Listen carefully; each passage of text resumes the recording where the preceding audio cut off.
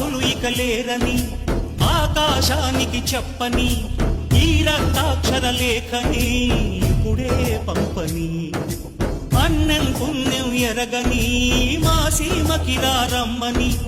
ఆహ్వానం అందించని మెరిసే చూపుని తొలగింది ముప్పు అని నీలి మబ్బు మనసారా నవ్వని చిరుజల్లు ముప్పు మన ముంగిలంత ముత్యాలే చల్లని ఆశాసు గంధమై నేలంతా సంక్రాంతి గీతమే పాడేలా శాంతి మంత్రమై గాలి